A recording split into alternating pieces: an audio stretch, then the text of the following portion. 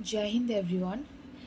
आज मैं C D S 2 2024 में पूछी गई कुछ करंट अफेयर्स आपके साथ शेयर करूंगी। और वो जो करंट अफेयर्स है वो कहाँ से पूछी गई है, क्या उसका सोर्स था, वो भी मैं आपके साथ थोड़ी बहुत डिस्कस करूंगी, ताकि आपको पता चले कि करंट अफेयर्स क्यों और कहाँ से पूछी जाती है। इसके चलते क्या होगा कि करंट अफेयर्स को पढ़ने के लिए आपका जो अप्रोच है वो थोड़ा सा एनहेंस होगा, and you guys will able to fetch a good marks in current affairs. Okay, so let's get started. So the first current affairs here is about Chandrayaan 3 mission. तो हम सबको पता है कि चंद्रयान 3 मिशन कितना इम्पॉर्टेंट है India के लिए, बिकॉज फर्स्ट टाइम हमने India as a country for the first time land किया है मून की जो साउथ पोल है वहाँ पे। तो इस हिसाब से ये बहुत ही ज़्यादा इम्पॉर्टेंट हो जाता है। तो उसके अलावा भी तो पहले हम क्वेश्चन पढ़ लेते हैं। यहाँ पे क्या बोला है कि which of the following are the major missions of Indian Space Research Organisation in 2023। तो इसका जो आंसर होगा वो होगा ए, जो कि है 1 and 2, Chandrayaan 3 mission and solar mission Aditya L1। सो ये दोनों मिशन इसरो के द्वारा सेंड की गई थी 2023 में। तो अगर आपने चंद्रयान 3 के रिगार्डिंग पढ़ा होगा तो आप श्योरली इसके रिगार्डिंग भी पढ़े होंगे कुछ ना कुछ। तो ये आप डायरेक्टली करंट अफेयर से पूछी गई थी, तो इसको आंसर करना इजी, मतलब ये थोड़ा सा ईजियर साइड पे था ये क्वेश्चन। ठीक है, तो नेक्स्ट क्वेश्चन हम देखते हैं कि एफ ए टी एफ भी बहुत ही ज़्यादा न्यूज़ में रहता है बिकॉज ऑफ और नेबर कंट्री पाकिस्तान, क्योंकि कभी वो मतलब डेली पैसेंजर करता रहता है वो कंट्री, कभी ग्रे लिस्ट में आ जाता है तो कभी बाहर आ जाता है। तो इसके चलते जो एफ ए टी एफ है वो बहुत ज़्यादा करंट अफेयर्स में रहते हैं।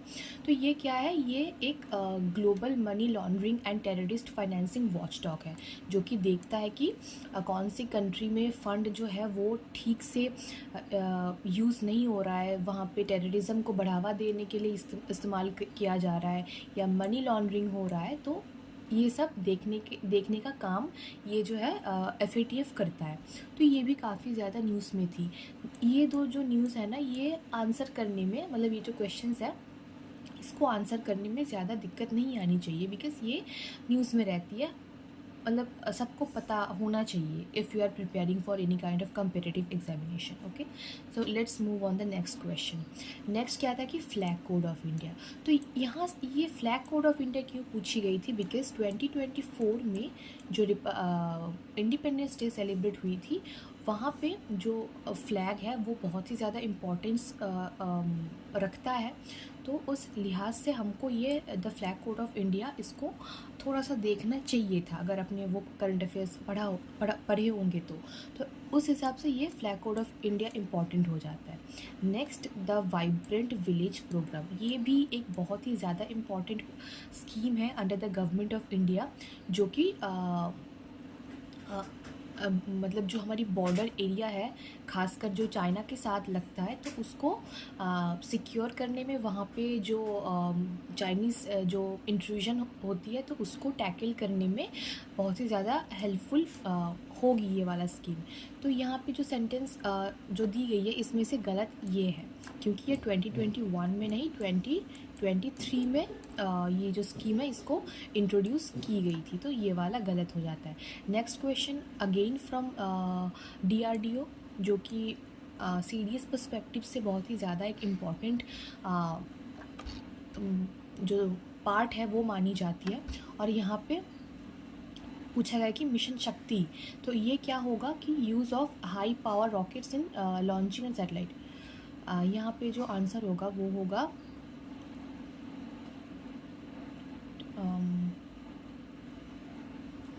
Launch of multiple satellites using a single rocket, नहीं, इसका जो आंसर होगा ये होगा use of rocket to destroy an orbiting satellite, क्योंकि ये जो मिशन शक्ति है ये एंटी सैटेलाइट मिशन है DRDO की, तो इसका आंसर डी हो जाएगा। और ये है लैग्रेंज पॉइंट L4, ये भी जो हमने आदित्य L1 मिशन, जो कि सन के जो आउटर पार्ट है उसको स्टडी करने के लिए हमने भेजा था, तो तो उसका आंसर तो उसके रिगार्डिंग ये क्वेश्चन था और इसका आंसर होगा एन इक्विलैटरल ट्राइंगल, जो कि आप यहाँ पे देख पा रहे हैं कि L4 ये हमारा सन, जो कि क्वेश्चन में पूछा गया कि सन, अर्थ और L4 का जो पोजीशन है वो क्या है। ये हमारा सन है, ये हमारा अर्थ है और ये है L4 पॉइंट। तो ये एक ट्राइंगल में आ रहा है जिसको हम बोलते हैं एन इक्विलैटरल ट्राइंगल। तो ये भी बहुत ज़्यादा करंट अफेयर्स की न्यूज़ है, कुछ डेप्थ में जाके पूछा नहीं है बिल्कुल भी। तो ये आसान सी सवाल है जो कि सबको आंसर करना चाहिए था। नेक्स्ट ये आ जाता है कि UN organization has not been awarded Nobel peace prize. ये थोड़ा सा मतलब स्टेटमेंट बेस्ड नहीं है, प्योर आपकी अगर नॉलेज है तो ही आप जाके इसको आंसर कर पाएंगे और इसका आंसर हो जाएगा UNESCO. Next, citizenship amendment act 2019। ये क्यों ये क्यों पूछा गया पेपर में? बिकॉज जो 2023 और 2024 के स्टार्टिंग के टाइम पे क्या हो रहा था कि गवर्नमेंट ऑफ इंडिया ने पहली बार नोटिफाई किया था कि क्या रूल्स होगी जिसके तहत हम जो ये CAA है इसको इम्प्लीमेंट करेंगे। तो उसके रिगार्डिंग ये न्यूज़ था और इसका जो आंसर होगा वो होगा 6th शेड्यूल। ये जो CAA के परव्यू है उससे बाहर है। इसके अलावा भी एक और एरिया है जिसको हम बोलते हैं ILP, जो कि है इनर लाइन परमिट। ये क्या एरिया है? ये एरिया है नॉर्थ ईस्ट के कुछ स्टेट में, जैसे कि मिज़ोरम, मणिपुर, वहाँ पे कुछ कुछ एरियाज़ है जहाँ पे मेनलैंड इंडियंस को जाने के लिए भी गवर्नमेंट ऑफ इंडिया से परमिशन लेना पड़ता है, जिसको हम बोलते हैं इनर लाइन परमिट। ठीक है, ये कुछ एरियाज़ है जहाँ पे ये CAA लागू नहीं होती है। तो ये उसके रिगार्डिंग था ये क्वेश्चंस।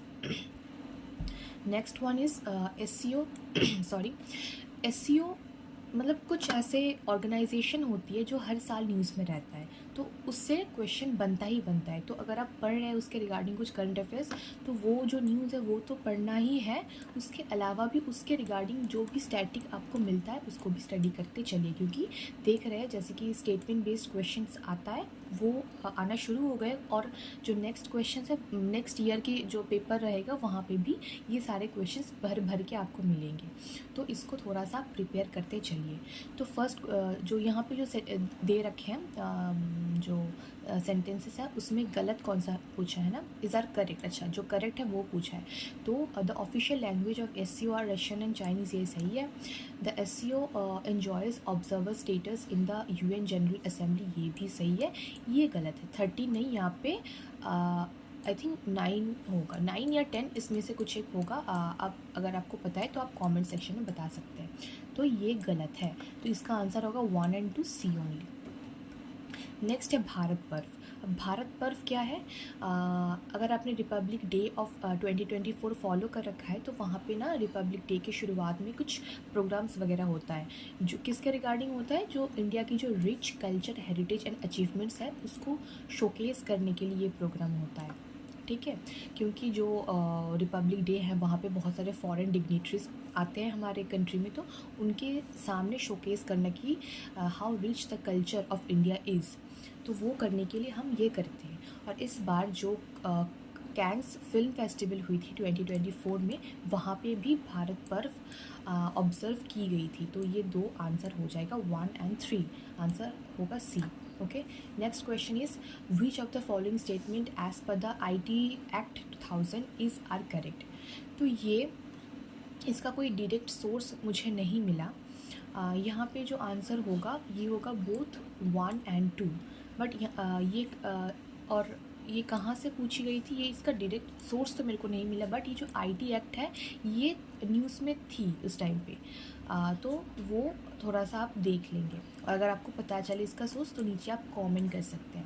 और नेक्स्ट क्वेश्चन है 45, which one of the following organization challenge the constitutionality of section 377। तो ये है ना, ये इसको मतलब आप ऐसा नहीं है कि आप स्टडी नहीं कर सकते हैं। जो पूरा जो LGBTQ का जो डिबेट हुई थी ना, तो उसके रिगार्डिंग पूरा एक केस स्टडी है और क्रोनोलॉजिकली है वो।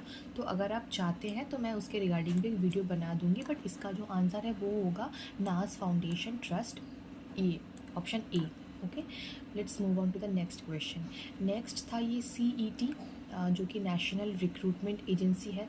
इसका भी डायरेक्ट सोर्स मेरे को नहीं मिला, तो इसको भी आप थोड़ा सा एक बार देख लेंगे, बट इसका जो आंसर होगा ये 2014, ये वाला ऑप्शन सी होगा। ये जो सेटअप हुई थी ना, ये 2014 में नहीं हुई थी, ये हुई थी 2020 में, और 2021 में इसको कॉन्स्टिट्यूशनल स्टेटस मिली थी। तो इसका आंसर होगा सी। नेक्स्ट ये वाला जो ये है ना, आप हम सबको पता है कि अभी अभी जो 18th लोकसभा है उसकी इलेक्शन हुई थी, और उसके रिगार्डिंग ही क्वेश्चंस हैं ये वाला। तो इसका आंसर होगा ऑप्शन ए। ठीक है, let's move on to the next question. और जो इसका है ना, इसका मैंने थोड़ा सा दे रखा है यहाँ पे, बट ये आप थोड़ा सा स्टडी कर लेंगे, बट इसके रिगार्डिंग और कुछ ज़्यादा मेरे को नहीं मिला, बस यही मिला है। तो अगर आप चाहते हैं तो इसको यहाँ से देख सकते हैं। Next question is long term low emission development. ये जो COP27 हुई थी, मतलब हर साल ये होती है कॉन्फ्रेंस ऑफ पार्टीज़, तो उसके ऊपर ये क्वेश्चन है जो कि आना लाजमी है, बिकॉज COP जो होती है वो हर साल होती है, वहाँ से एक नए क्वेश्चन आपको देखने को मिलेगा। ठीक है, तो उसके रिगार्डिंग ये क्वेश्चंस थी, और यहाँ पे जो आंसर होगा वो होगा ये 1, 2 एंड 3 ये वाला। ये जो financing of sustainable development through green bonds, ये कहीं पे भी मेंशन नहीं थी, तो ये गलत है, ये नहीं होगा। नेक्स्ट आत्मनिर्भर भारत, ये तो बहुत ही ज़्यादा इंपॉर्टेंट स्कीम है, जो कि सबको इसके रिगार्डिंग कुछ नॉलेज होना चाहिए, बिकॉज हर साल कुछ ना कुछ इसमें जो अमाउंट है वो इंक्रीज़ किया जाता है, इसका जो ड्यूरेशन है उसको इंक्रीज़ किया जाता है, तो इसके चलते ये हमारी न्यूज़ में आ जाती है। तो इसका आंसर होगा बोथ सी, बोथ 1 and 2, सी होगा इसका answer. Next question is which one of the following is not a fund managed by NIFL। इसका भी कुछ डायरेक्ट सोर्स मेरे को मिला नहीं है, सो इसको भी छोड़ देते हैं अभी के लिए। Next is Pandit Deendayal Upadhyay national welfare. तो ये जो है ना, ये यहाँ पे आप देख सकते हैं कि financial assistance up to 5 lakh for outstanding sports person living in indigent circumstances provided under Pandit Deendayal Upadhyay national. तो इसका कुछ जो राशि है ना वो अनाउंस की गई थी 8 अगस्त 2023 को। तो जाके यहाँ से थोड़ी बहुत इन्होंने पूछा है, तो इसका आंसर होगा ऑप्शन सी। तो ये जो फ़ंड है ये किसके लिए काम करता है, मतलब किसके लिए ये फ़ंड यूज़ होती है, जो हमारी स्पोर्ट्स पर्सन है हमारी कंट्री में उनके लिए यूज़ होती है। नेक्स्ट क्वेश्चन है sorry India's women's badminton team. तो इसके लिए ना, अगर आप इसको ये वाले क्वेश्चन अगर आपको पता भी नहीं है ना, तो भी आप कॉमन सेंस से इसको कर सकते हैं, क्योंकि यहाँ पे पूछा है कि which of the following players was not a part of the team. तो यहाँ पे आप PV सिंधु तो अभी भी खेलती रहती है, तो इनको तो आप कंसिडर नहीं कर सकते, मतलब अगर आप गेस वर्क कर रहे हैं तो उसके हिसाब से बता रही हूँ। और ये जो ट्रेसा जॉली है, ये थोड़ा सा इंडियन नाम लग रहा है आपको? बिल्कुल नहीं, ये थोड़ा सा फॉरेन वाला नाम लग रहा है ना, तो इसको भी हम कंसिडर नहीं करेंगे। बाकी जो हमारा गेस वर्क करनी है हमको इन दोनों ऑप्शन में करनी है। इन दोनों में भी अगर आप देखेंगे कि साइना नेहवाल जी जो है वो अभी स्पोर्ट्स में एक्टिव नहीं है, इसका मतलब उन्होंने रिटायरमेंट ले चुकी है। तो आंसर मोस्ट प्रोबेबली यही होगा, और इसका सही आंसर भी यही है कि Saina Nehwal was not a part of the team. अब नेक्स्ट है ब्रिक्स। ब्रिक्स भी हर साल इसका मीटिंग होती है, और धीरे धीरे जो भी जियोपॉलिटिकल चेंज हो रही है वर्ल्ड में, तो उसके हिसाब से ये जो ब्रिक्स है ना, ये काफ़ी ज़्यादा इम्पॉर्टेंट एक जो ग्रुप है वो बनती जा रही है। तो ये बहुत ही ज़्यादा इम्पॉर्टेंट है इसके कोई एग्ज़ाम के हिसाब से भी। तो इसका जो आंसर होगा ना ये सी होगा। तो इस ब्रिक्स के रिगार्डिंग भी अगर आप कुछ पढ़ रहे हैं ना, तो उसको अच्छे से ध्यान से पढ़िएगा। Next one is finance commission. जैसे कि हम सब जानते हैं कि अभी अभी जो 15th फाइनेंस कमीशन की गठन हुई है, तो उसके रिगार्डिंग ये क्वेश्चन था कि विच one of the following taxes is not including the central pool to be shared with the state according to the recommendations of Finance Commission of India। तो इसका जो आंसर होगा ये होगा सरचार्ज एंड सेस, ये वाला आंसर होगा। Next one is human development index. इसका होगा ये मॉर्टलिटी रेट, जैसे कि मैंने यहाँ पे लगाया हुआ है, देख लीजिए एक बार कि human development index is a metric that measures the countries average achievement in 3 dimensions of human development. क्या क्या है वो जो डायमेंशंस है? Long and healthy life, knowledge, decent standard of living. तो जो लाइफ एक्सपेक्टेंसी एट बर्थ ये हो जाता है option A, means years of schooling and expected years of schooling ये हो जाता है नॉलेज। ये देखिए measured by the mean years of schooling and expected years of schooling. ये जो मॉर्टलिटी रेट है ये कहीं पर भी मेंशन नहीं है, ठीक है। ये जो स्टैंडर्ड ऑफ लिविंग है ये इनकम के रिगार्डिंग, जैसे आप देख पा रहे हैं कि measures by GNI per capita purchasing power parity, ये तो ऑप्शन होगा ऑप्शन डी, जो गलत है ये नहीं होगा। Next question is which one of the following countries shares the territorial boundary with both Russia and Ukraine. तो रशिया और यूक्रेन की जो वॉर है उसको 2 साल लगभग होने को जा रही है। तो ये आपको जानना थोड़ा सा इम्पॉर्टेंट हो जाता है कि रशिया और उसके रिगार्डिंग जो मतलब सारा जो मैप वगैरह है, जैसे कि ब्लैक सी, बाल्टिक सी वगैरह, तो यहाँ पे पूछा कि कौन सी कंट्री है जो कि कॉमन बाउंड्री शेयर करती है, तो वो होगा बेलारूस। बेलारूस जो है वो रशिया के साथ भी शेयर करती है और यूक्रेन के साथ भी। और फॉर मोर इन्फॉर्मेशन बताना चाहती हूँ कि जो बेलारूस है ना, इसका जो थोड़ा सा पॉलिटिकल जो शिफ्ट है वो रशिया की ओर है, क्योंकि बेलारूस की जो प्रेसिडेंट है लुकाशेंको, तो उनका बहुत ही ज़्यादा अच्छा रिलेशन है रशिया के साथ। तो being a country of Europe, Belarus shares a very good relationship with the country of Russia, and with the help of Belarus Russia also release missiles on Ukraine and basically on Ukraine. So इसका answer होगा क्या, सी, Belarus. अब ये होगा कि net zero कब तक बनने को जा रहे हैं इंडियन रेलवेज, तो ये होगा 2030। नेक्स्ट होगा सागर सेतु। अब ये देखिए कि यहाँ पे ना 2-3 क्वेश्चंस को कंबाइन करके एक क्वेश्चंस पूछा गया, और यहाँ पे पूछा है कि कौन सा सही नहीं है।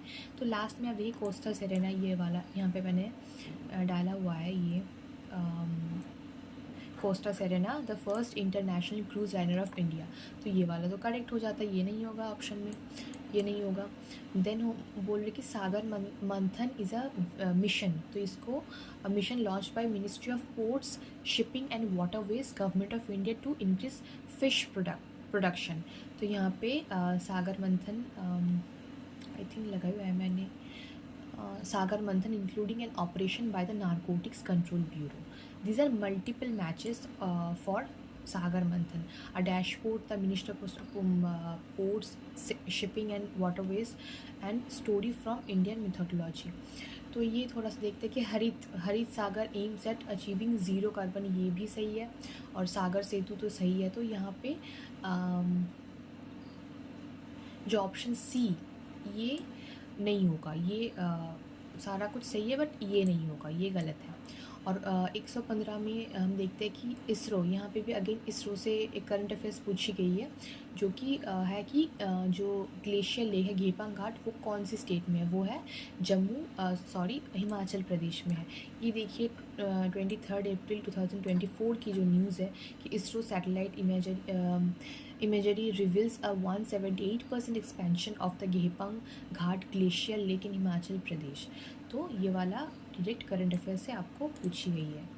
Next question is which of the following state, यहाँ पे कुछ अग्रीमेंट वगैरह दी गई है, तो उससे क्वेश्चन पूछा है कि कौन सी जो कंट्री है वो इन तीनों जो अग्रीमेंट है इसके पार्ट है।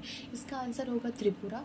और पूछी कहाँ से गई है ये क्वेश्चन, ये देखिए 2 मार्च 2024 अमित शाह जी ने कुछ Bru Reang agreement at border agreement, it all started with Tripura. And ये जो ब्रू रियाग है ना, ये एक जो ट्राइबल ग्रुप है त्रिपुरा की, तो उनके साथ कुछ अग्रीमेंट वगैरह हुआ है, तो उसके रिगार्डिंग न्यूज़ था, वहाँ से क्वेश्चंस पूछी गई, तो इसका आंसर होगा Tripura. Next question is which one of the following resolution in the final agreement of COP28 is associated with the target of achieving net zero. तो यहाँ पे आप देख ही सकते हैं कि इसका आंसर होगा फेज आउट फॉसिल फ्यूल, ठीक है, ये वाला आंसर होगा इसका। तो ये भी डायरेक्ट करंट अफेयर्स से पूछी गई है, ऐसा भी नहीं है कि कुछ इधर उधर का इसी साल का करंट अफेयर्स तो वहाँ से ही पूछी गई है।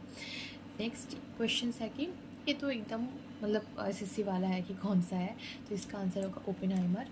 ये भी करंट अफेयर्स की क्वेश्चंस है, जैसे कि देख पा रहे हैं कि RML जो हॉस्पिटल न्यू दिल्ली की, उन्होंने जो India's first dedicated OPD for the transgenders, तो ये इसका आंसर होगा RML hospital new Delhi. Next is the Indian navy commission the first attack craft. अच्छा, तो ये वाला क्वेश्चंस का जो सोर्स मैंने यहाँ पे डाल रखा है, तो जो INS तरमुगली, ठीक है, ये एक इंडियन नेवल शिप है। तो इसके रिगार्डिंग कुछ आपको स्टेटमेंट बेस्ड क्वेश्चंस पूछी गई है, जिसमें कि ये क्या है, ये एक फास्ट अटैक क्राफ्ट है, ये ठीक है, तो ये नहीं होगा। It was commission at naval dockyard Visakhapatnam, ये भी सही है। और यहाँ पे पूछा गया है कि it is suppose to be use for coastal surveillance, ये भी सही है। जैसे कि यहाँ पे डायरेक्टली सब कुछ लिखा हुआ है, अगर आप पढ़ेंगे तो आपको सब कुछ मिल जाएगा, बट ये जो पॉइंट है ना, ये कुछ बोला है कि it was given by the government of India to Sri Lankan naval force in 2006 and return to Indian navy in 2023, ये सही है। बट यहाँ पे जो श्रीलंकन नेवल बेस है ना, ये श्रीलंका नहीं होगा, ये होगा मालदीव्स, तब जाके ये स्टेटमेंट सही होगा। तो हमारा आंसर हो जाएगा सी। तो आप देख रहे हैं कि अगर आपको कोई डिफेंस इक्विपमेंट या कोई ऐसा शिप वगैरह या कोई फाइटर जेट्स वगैरह है, तो उसके रिगार्डिंग क्या क्या आपको पढ़ना है, तो ये वाला क्वेश्चन को अगर आप स्टडी करेंगे तो आपको पता चलेगा, ठीक है। नेक्स्ट है PM जनमन। PM जनमन के रिगार्डिंग एक सिंपल क्वेश्चन पूछा कि ये किसके रिगार्डिंग है। अगर आपको इसका फुल फॉर्म पता है ना, तो आप आसानी से कर लेंगे। ये जो है, ये है it is a scheme for the government of India for benefiting every member of the tribal community, तो ये है इसका आंसर। जनमन है ट्राइबल कम्युनिटीज़ के लिए, और स्पेशली जो PVTs है ना, पर्टिकुलरली वल्नरेबल ट्राइब्स, तो उसके रिगार्डिंग है ये वाला ऑप्शन सी। नेक्स्ट क्वेश्चन है कि India has signed a trade and economic partnership agreement TEPA with EFTA. TEPA क्या है? टेपा है एक free trade agreement with the countries that are part of EFTA. अब एफ्टा क्या है? एफ्टा एक कुछ कंट्रीज़ की ग्रुप है जिसका फुल फॉर्म है यूरोपियन फ्री ट्रेड अग्रीमेंट। तो आपको पूछा गया है कि इस पे कौन कौन सी कंट्रीज़ शामिल है ये ग्रुप पे। अब ये इतना इम्पोर्टेंट क्यों हो जाता है? क्योंकि गवर्नमेंट ऑफ इंडिया ने 15 ईयर्स से नेगोशिएट कर रहे थे एक अग्रीमेंट के ऊपर, जो कि है एक free trade agreement with several European countries. तो ये बहुत ही ज़्यादा इम्पॉर्टेंट एक अचीवमेंट्स है इंडियन गवर्नमेंट के लिए कि फाइनली वो डील साइन हो गई है। तो इसके रिगार्डिंग ही ये क्वेश्चन है। यहाँ पे बोले कि कौन सा कंट्री पार्ट नहीं है एफ्टा की, तो इसमें हो जाएगा कि England is not a part of EFTA, because EFTA में 4 कंट्रीज आता है, जो कि स्विट्ज़रलैंड, नॉर्वे, आइसलैंड, लिechtenstein। तो ये कंट्रीज़ है जो कि एफ्टा की पार्ट है। तो यहाँ पे आंसर होगा आपका डी, ठीक है। नेक्स्ट क्वेश्चन इज़ यहाँ पे बोले कि rupee nostro and vostro account. So nostro and vostro account कुछ मतलब, अगर आपको डॉलर को बाईपास करके जो लोकल करेंसी है उस पर आपको ट्रेड करना है, तो आप नॉस्ट्रो एंड वॉस्ट्रो अकाउंट का यूज़ करेंगे। बिकॉज़ अभी ये न्यूज़ में क्यों है? क्योंकि जो रशिया है, तो आपको तो पता ही है कि दुनिया भर का जो सैंक्शंस है वो रशिया पे इम्पोज कर दी गई है। तो इसके चलते क्या हो रहा है कि इंडिया का और रशिया का जो ट्रेड है वो ढंग से नहीं हो पा रही है, और जो स्विफ्ट सिस्टम है जो कि इंटरनेशनल ट्रेडिंग के लिए कंट्रीज़ यूज़ करती है, उससे भी रशिया को बाहर कर दी गई है। तो इसीलिए इंडिया और रशिया ने खासकर ये नॉस्ट्रो और वॉस्ट्रो अकाउंट अपने देशों में बिल्ड करी हुई है, so that they can make business between them. So इसका जो आंसर है ये होगा बोथ 1 and C, क्योंकि दोनों स्टेटमेंट ही बिल्कुल सही है। और जो आई थिंक ये लास्ट क्वेश्चन है, हाँ लास्ट क्वेश्चन है कि इससे पूछा है national mission on sustainable habitat. ये है ये किसके रिगार्डिंग है? इसका आंसर पहले मैं बता देती हूँ आपको। इसका आंसर होगा डी, क्योंकि ये जो सस्टेनेबल हैबिटेट है ये मेनली फोकस्ड है अर्बन एरियाज़ पे। तो यहाँ पे मैंने इसका जो लिंक है वो डाल रखा है कि with a projected increase in urban population the mission second phase 2020 to 30 focused on 5 areas. तो ये भी करंट अफेयर्स की न्यूज़ है, ऐसा नहीं कि उटपटांग से कुछ भी पूछते हैं यूपीएससी ने। तो ये जो सारी क्वेश्चंस मैंने आपको दिखाई है और उसका जो सोर्स मैंने बताई है आपको, तो ये कुछ ऐसा भी नहीं है कि आउट ऑफ द बॉक्स जाके पूछे। इसमें अगर आप करंट अफेयर्स में जो ग्रिप है अपना वो अच्छे से बना लेते हैं ना, तो बाकी के जो सब्जेक्ट्स है वो तो आप मतलब जो बेसिक सब्जेक्ट्स है उसको तो आप अच्छे से पढ़ ही रहे होंगे, तो उसके साथ साथ अगर आप करंट अफेयर्स को भी थोड़ा सा डेप्थ में जाकर, मतलब जिस तरह के क्वेश्चंस अभी पूछ रहे हैं यूपीएससी, वो सब भी अच्छे से कवर करेंगे ना, तो आपको जीके में एटलीस्ट 45+ मार्क्स तो मिल ही जाएगा।